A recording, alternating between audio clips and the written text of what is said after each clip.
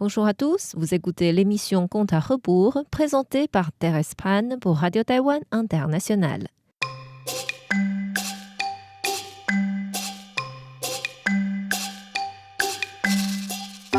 La semaine dernière, nous avons raconté comment Xu Xian réussit à chasser la créature de chez la famille Gu et à soigner le jeune maître de cette famille grâce à l'herbe ressuscitante que Bai Suzhen lui avait donnée. Ensuite, suivant les conseils de Bai Suzhen, il envoya l'argent de remerciement reçu de la famille Gu chez sa sœur à Hangzhou pour préparer leur retour une fois que sa période d'exil serait accomplie. Approchant de la fête de mi-automne, une affaire rendit Xu Xian bien embêté. En réalité, les puissants de la ville de Suzhou organisaient chaque année pour cette fête une grande cérémonie liturgique. Ils envoyaient des moines bouddhistes et taoïstes pour prier et pratiquer des rituels religieux. Pendant 3 jours, beaucoup de gens participeraient à cette cérémonie et rendaient ce phénomène spécialement important. Or, pour pouvoir payer ces moines, ils demandaient à tous les commerçants de la ville de faire des dons. En plus, ils profitaient de cette occasion pour mettre une bonne somme d'argent dans leur poche. Ce jour-ci, ils arrivèrent à la pharmacie Baohetang pour demander des offrandes. Comme Xu Xian n'était pas là et que ses employés n'appréciaient point l'avidité de ces puissants locaux, ils les offensèrent en paroles. Farouches, ces puissants locaux annoncèrent qu'ils refuseraient tout don et participation de Baohetang cette année et quittèrent la pharmacie. Quand Xu Xian revint et apprit cette nouvelle, c'était déjà trop tard. Il alla vite négocier avec les organisateurs de l'activité, mais tout ce qu'il reçut ne fut que des insultes. Rien à faire, Xu Xian ne pouvait que retourner chez lui soucieux. En voyant l'air perdu et insatisfait de son mari, Bai Suzhen lui demanda ce qu'il se passait. Xu Xian lui raconta l'histoire et dit « Comme nous sommes des étrangers ici, ces gens-là peuvent facilement nous exploiter sans regret. Si nous ne participons pas à cette cérémonie, les habitants à Suzhou vont croire que nous ne sommes pas respectueux envers les dieux et cela apportera une mauvaise influence sur notre commerce. Que pouvons-nous faire ? » « Ce n'est pas grave. S'ils refusent que nous participions à leur cérémonie, nous en organiserons une autre par nous-mêmes. Nous avons assez de ressources pour employer des moines et en plus des rituels religieux. Nous pouvons exposer en même temps des objets précieux que mon père m'a laissés pour attirer les gens de venir participer. Je suis sûre que tout le monde appréciera notre organisation. C'est vrai, c'est une excellente idée. Est-ce que je peux voir les objets précieux dont tu parles ? Oui, bien sûr. Xiaoqing, donne-moi la clé de mon coffre. Sachant qu'il n'y a rien de précieux dans le coffre, Xiaoqing fit semblant de chercher partout et dit « Maîtresse, je suis vraiment désolée, je ne trouve pas la clé. » Bai Suzhen fit aussi semblant de se fâcher en la corrigeant.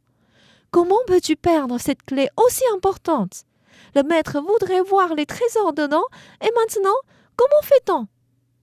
Xu Xian essaya de calmer son épouse. « Ce n'est pas grave, nous avons encore le temps. Si Xiaoqing ne trouve pas la clé demain matin, nous demanderons à un serrurier de venir ouvrir le coffre. Ne sois pas fâché pour cela. » Le mensonge de Bai Suzhen fut ainsi passé. Dans la nuit, elle fit venir Xiaoqing et lui dit « Merci beaucoup d'avoir joué le théâtre avec moi.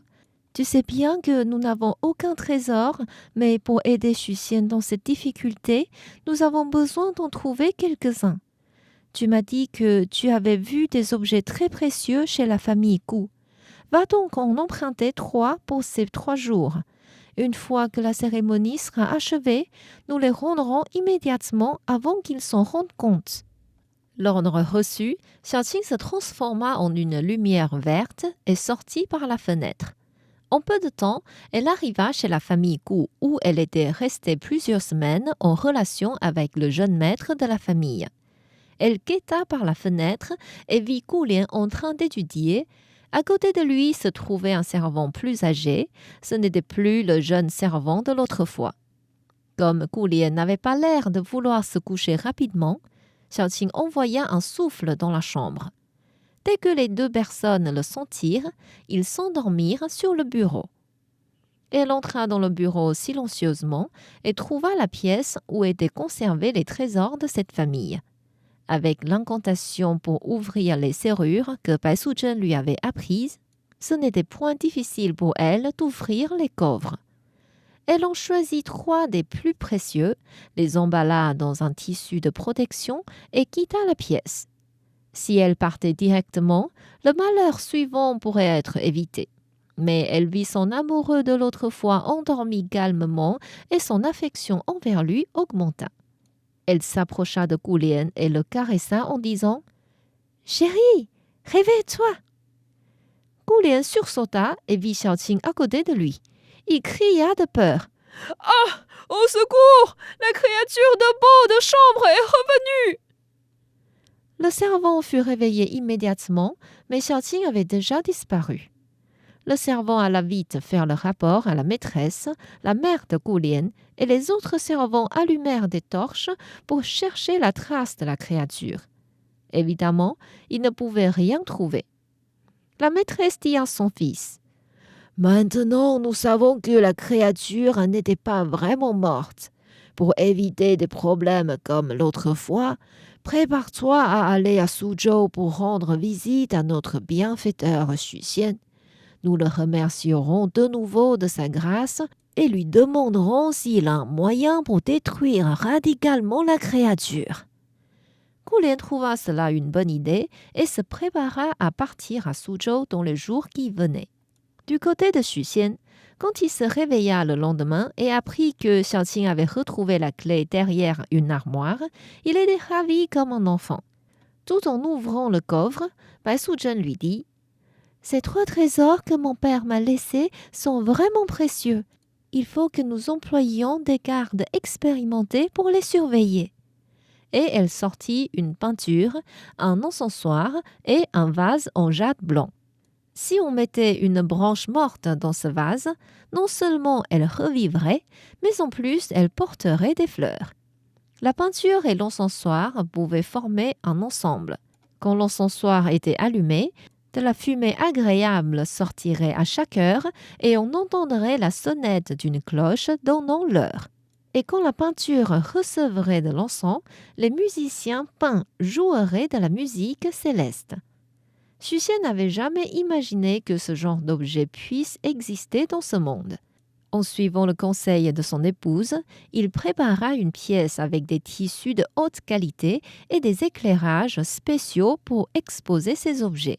Quand la fête de mi-automne arriva, les habitants de Suzhou remarquèrent rapidement que non seulement les moines que Bao Retang employait étaient plus nombreux que chez les organisateurs locaux, mais en plus, ils avaient l'opportunité d'apprécier des trésors de leurs propres yeux. Ainsi, tout le monde vint participer à la cérémonie chez Xu Xian, et depuis le matin jusqu'au soir, les gens faisaient la queue devant chez lui pour voir l'exposition. Ils admiraient tellement ces trésors et félicitaient Xu Xian pour cette organisation. Le 3e jour, Gu Lian arriva aussi à Suzhou avec ses servants et beaucoup de cadeaux pour offrir à son bienfaiteur. Xu Xian était surpris de voir Gu Lian arriver et alla vite l'accueillir. « Quel vent vous conduit ici?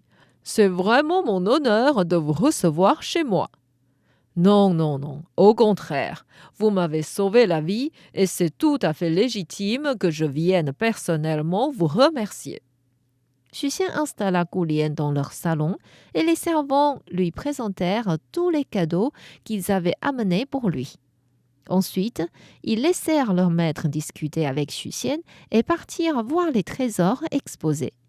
Ils trouvèrent que ces trésors ressemblaient beaucoup aux leurs, mais ils n'avaient pas encore de soupçons à ce sujet. Du côté de Xu Xian, il demanda à Xiaoqing de leur servir du thé. Xiaoqing prit le plateau et en entrant dans le salon, elle réalisa que leur hôte était Gu Lian. Elle se recula immédiatement et se cacha derrière le paravent. Xu Xian aperçut ce geste anormal et trouva Xiaoqing très impoli. Il appela donc vivement. Xiaoqing, que fais-tu là-bas? Viens vite servir du thé. Rien à faire, Xiaoqing ne pouvait que baisser sa tête le plus possible et entra dans le salon. Gu Lian n'avait pas fait attention au début, mais comme Xu Xian venait de corriger sa servante, il jeta un coup d'œil sur la fille devant lui. Dès qu'il la vit, il poussa un cri. « Ah! La créature de peau de chambre est ici !» Angoissé, Xiaoqing renversa la théière qui se cassa par terre et elle s'enfuit immédiatement. À ce moment-là, les servants de Gu Lian entrèrent aussi dans le salon après avoir entendu le cri de leur maître. Gu Lian leur dit « Avez-vous vu la servante? C'était bien la créature de peau, n'est-ce pas? » Vous avez raison. Dans ce cas-là, les 3 trésors exposés sont vraiment les nôtres. Ce Xu Xian est en réalité un menteur. Il envoie la créature de chez lui pour faire du mal. Ensuite, il fait semblant de la vaincre pour recevoir des récompenses. À côté, Xu Xian ne comprenait rien du tout de ce qui se passait. Il fut choqué de voir Gu Lian partir en colère et en plus avec les 3 trésors de chez lui. Que deviendra Xu Xian dans cette affaire? Comment Bai Suzhen réagira dans cette situation difficile? Je vous invite à revenir la semaine prochaine pour la suite de l'histoire.